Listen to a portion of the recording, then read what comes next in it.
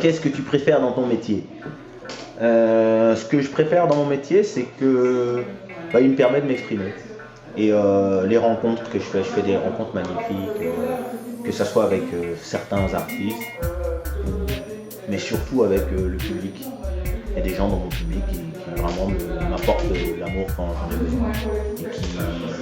il y a vraiment je vis des belles choses, je vis vraiment des belles choses. C'est ce qu'il y a de, je crois, c'est ce qu'il y a de plus magnifique dans mon métier. C'est que à la base, tu fais des chansons pour toi, et il y a des gens qui les prennent à leur compte et qui les emmènent bien plus loin même que toi t'avais prévu. Ça fait vraiment plaisir. Oh, elles sont mignonnes.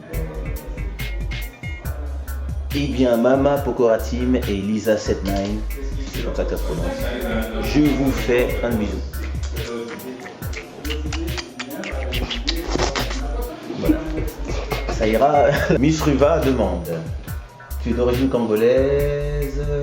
Qu'est-ce que tu penses de ta situation dans ton pays, un pays gâté par la nature mais inondé avec des problèmes?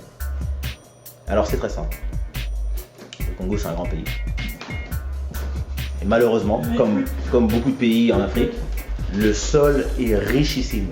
Il y a du cobalt, il y a du pétrole, il y a de l'or, il y a des diamants, il y a la seule matière qu'on utilise pour faire tous les téléphones portables, etc. Et le coltan. Et tout ça, voilà.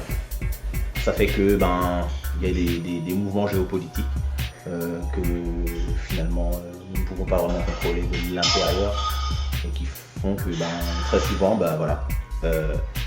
quand tu as un pays avec un sol riche, que ce soit au Moyen-Orient, que ce soit en Afrique, le peuple souffre. Il y a une espèce de balance dans le monde parce que les pays riches, les pays de l'Occident, sont des pays qui sont des pays riches, mais qui ont des sols totalement pauvres. Il n'y a rien en fait. Quand tu creuses, il y a des betteraves seulement. Et c'est chez nous que le sol est ultra riche et que les gens sont pauvres. Et donc ça crée des choses, des conflits. Parfois les conflits sont téléguidés, c'est comme ça. Après, j'ai pas la solution. Finalement, le sol riche, c'est peut-être un curse comme on dit en anglais. Excuse-moi, je ne me rappelle pas du mot français. Une malédiction. Une malédiction. On pourrait se dire c'est un bonheur. On a du pétrole ou un truc, mais d'une certaine façon c'est une malédiction parce que ça crée des envies. Ça crée des envies chez les autres peuples et chez les gens qui ont le pouvoir et qui ont donc le pouvoir de comploter, de favoriser un dirigeant qui sera moins regardant sur certaines choses plutôt que celui qui dira non, on veut plus que ça se passe comme ça, celui-là comme par hasard se fera assassiner ou débarquer. Mais c'est ainsi qu'a toujours été fait le monde et de tout temps il y a eu des mouvements géopolitiques et des mouvements d'influence parce que au final les gens cherchent le pouvoir et ça ne changera pas de sitôt. Est-ce que tu sais quand sort l'album de Tia? Non, je ne sais pas, mais sur son mur de Facebook, Tia Métis, tu peux lui demander tout simplement. Et comment est-ce que vous envoyez des sons prod? Qu'est-ce qu'un son prod? Pardon, mon mail c'est love@kisha.com. Voilà.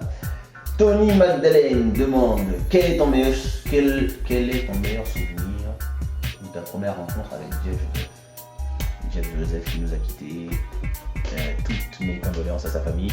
Mon souvenir avec Jeff Joseph, c'est que j'avais fait sa première partie en 96 quand je faisais partie du groupe Xtase. En tournée, on avait fait un show à Marie-Galante et c'est la première fois que je l'avais vu sur scène, tout défoncer, faire les gens aller devant, derrière, ça m'avait beaucoup inspiré.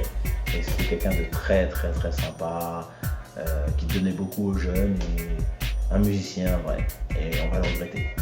Une question de quelqu'un qui s'appelle Gloire à Dieu. Bonsoir Kesha. On se moque pas de ton nom.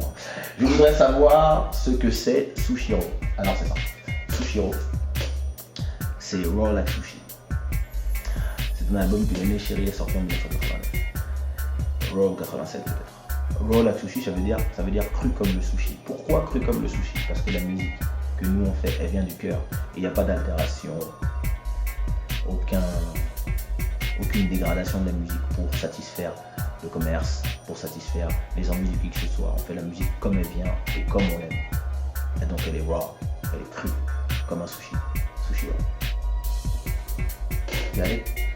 Est-ce que tu feras un concert en Inde? Ben, j'adorerais aller à New Delhi. Franchement, ça serait bien. Mais après, c'est une question de contact. Franchement, j'ai aucun contact en Inde. Donc, si un Punjab me regarde, I'm ready, baby. T'es-tu déjà énervé à cause de certains gars ou filles sur Facebook?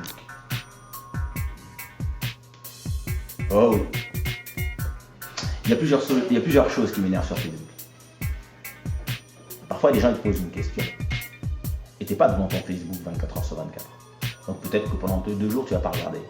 Et la personne, comme elle attend sa réponse, au lieu d'être patient et d'attendre que tu répondes, elle va remettre sur ton mur la question.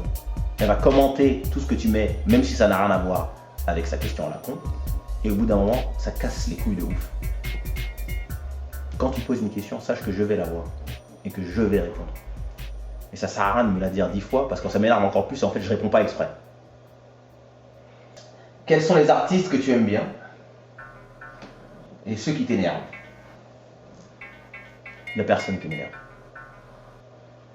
Parce que les gens qui ne m'intéressent pas, je leur donne pas le temps de m'énerver puisque je ne les calcule pas et qui ne font pas partie de ma vie. Et que donc, je n'ai rien à foutre de leur vie, je m'en bats les couilles. Et les artistes que j'aime bien, bah, tous les autres. Es-tu un chanteur geek? Oui. Oui. J'ai 6 Mac, 4 iPhones, une femme cybernétique.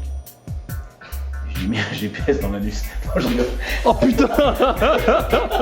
Putain.